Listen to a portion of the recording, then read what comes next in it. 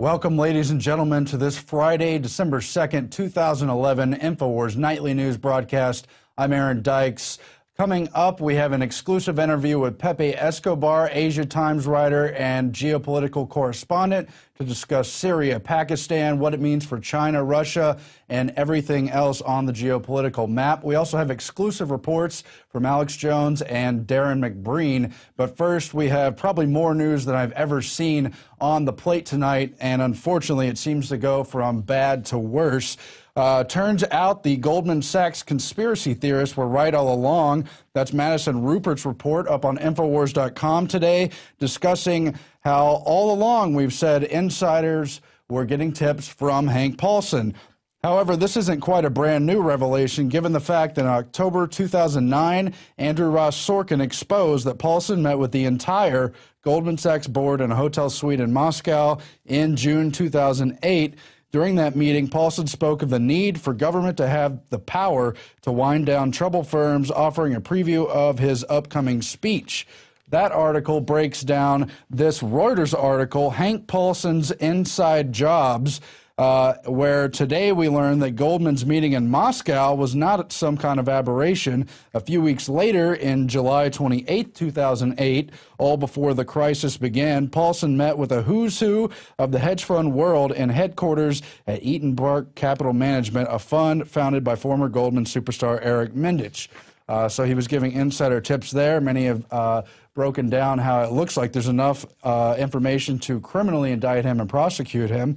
Meanwhile, we reported on this 2 years ago. Have you heard about the $16 trillion bailout the Federal Reserve handed to the too big to fail banks? Of course, the $700 billion was just a smokescreen for a far greater sum.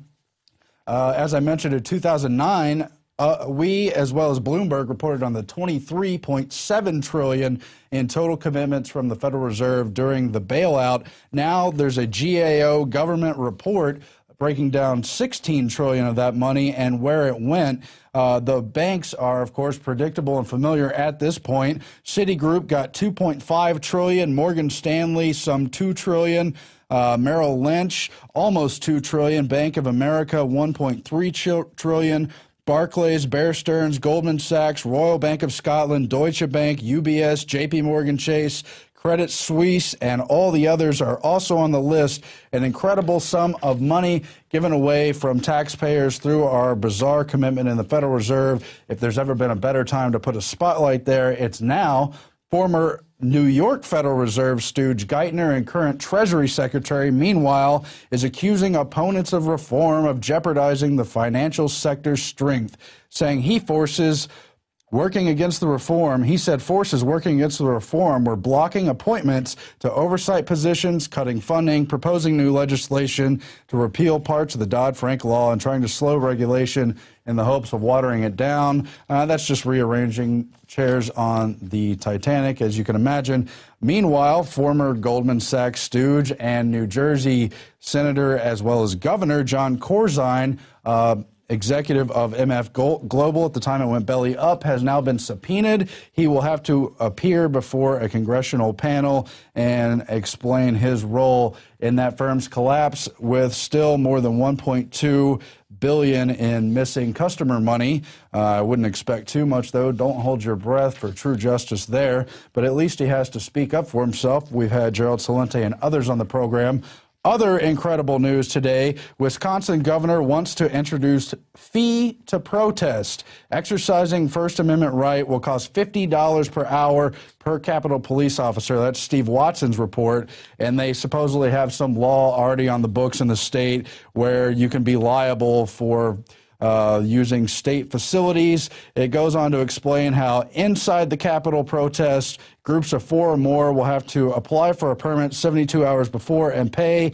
Protest outside the Capitol, groups of 100 or more would have to pay, as well as for damage and cleanup costs. Kind of a funny quote here. I'm a little skeptical about charging people to express their First Amendment opinion. Law professor Edward Fallon told reporters you can't put a price on the First Amendment. He's a little skeptical, or it's supposed to be a fundamental right never to be violated. Just disgusting. Of course, the indefinite detention bill passed 93-7 in the Senate. Similar version in the House has gone through. They have to reconcile it. The Senate last night codified into law the power of the U.S. military to indefinitely detain an American citizen with no charge, no trial, and no oversight whatsoever in the passage of S. 1867, the National Defense Authorization Act. And though the White House has threatened to veto this bill, the fact that the Obama administration's lawyers yesterday reaffirmed their backing for state-sponsored assassination of U.S. citizens would suggest otherwise. And, of course, there are a number of executive orders and precedents of executive overreach, which already have many aspects of this on the book. But the idea of passing this legislation is, of course, nightmarish. Paul Joseph Watson has also uncovered an even worse amendment in this bill, which was narrowly defeated. This amendment would have made the Senate bill give it allowance to detain Americans even after they had been found innocent. The details of that report are up on Infowars.com and PrisonPlanet.com. But before you go to those websites, I do want to draw attention to a little bit of the details. Amendment number 1274 would have given the federal government the power to detain U.S. citizens until Congress declared the war on terror over, which we've been told is a never-ending, multi-generational conflict.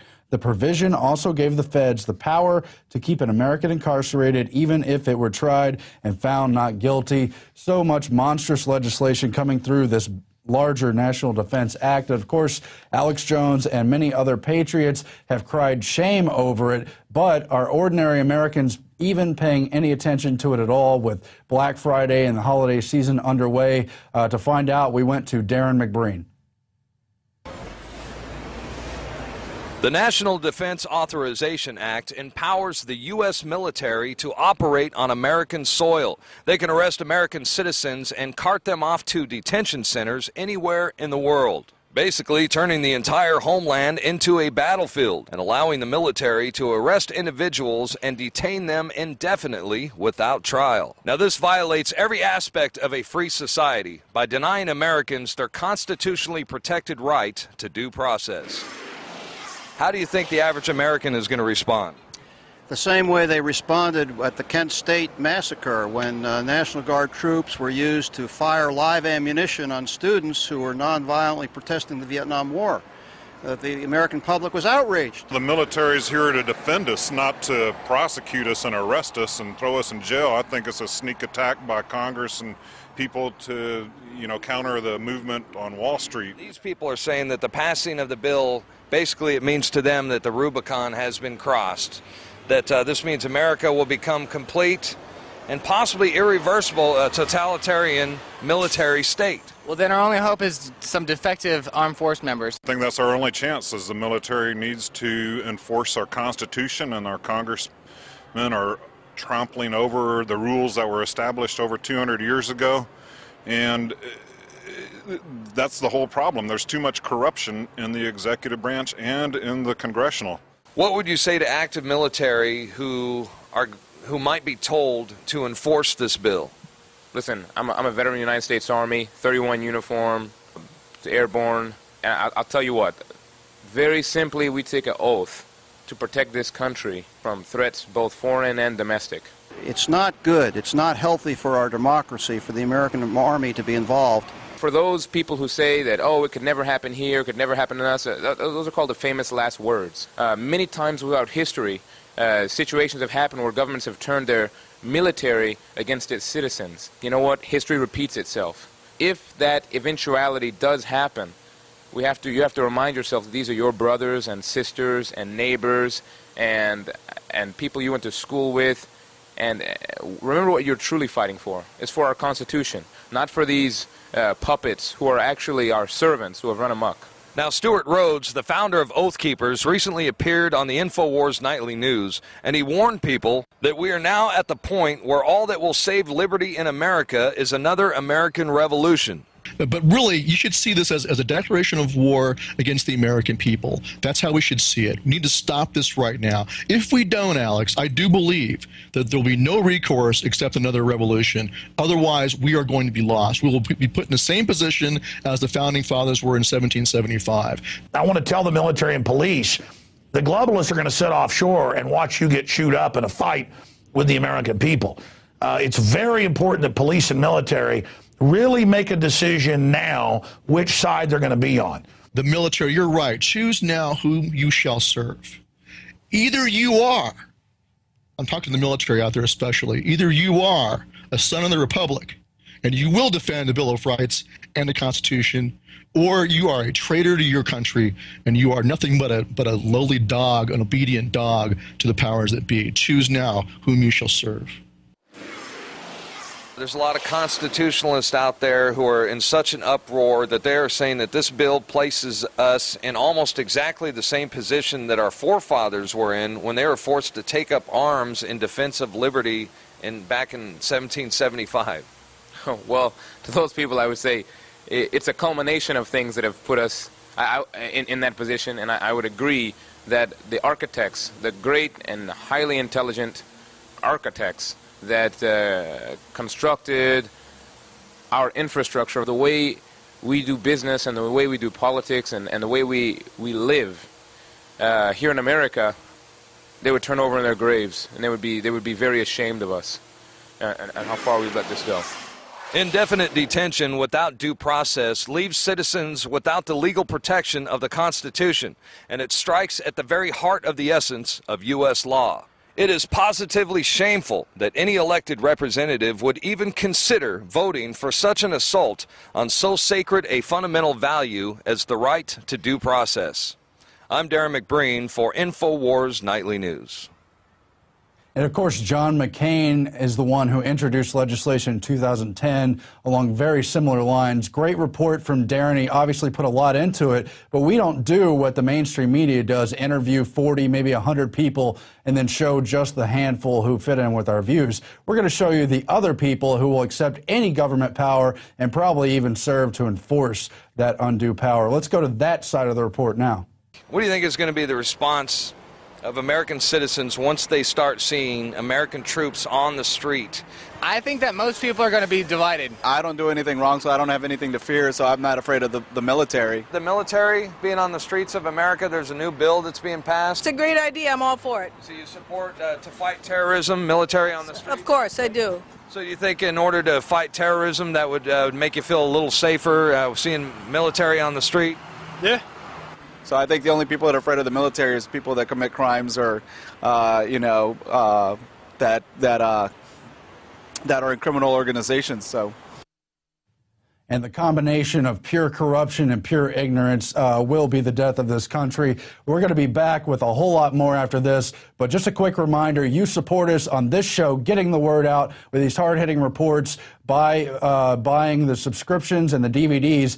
But right now, for the holiday season, we have an incredible discount, $39.95 for the yearly Prison Planet subscription. You can share it with 5 other people, or you can get it with 18 of Alex's DVDs in shiny packages to give out as gifts at Christmas or any other holiday. And we would appreciate that support and urge you to do so. Give information instead of plastic junk and everything else. We'll be back in a moment with a whole lot more. Stay tuned. If you believe in this information and want to support its viral spread, go to the Infowars store at Infowars.com. We've got the new G.I. Joe Infowars t-shirts. We've got the incredible Pro Pure gravity-fed filters available at Infowars.com in the store. We've got a new DVD, Scientists Under Attack, the Don't Tread on Me flag. We've got all sorts of different bumper stickers to help spread the rebellion virally.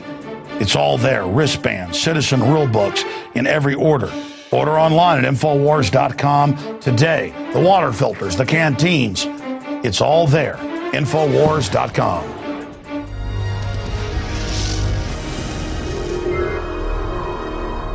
I'm Aaron Dykes, and we're back on the Infowars Nightly News. Of course, coming up, we have Pepe Escobar on everything geopolitical and a report from Alex Jones. But first, more news. Draconian EPA regulations to cause rolling blackouts. That's another Paul Joseph Watson report from today on how the cost of complying with draconian new EPA rules on carbon emissions will force coal plants in Texas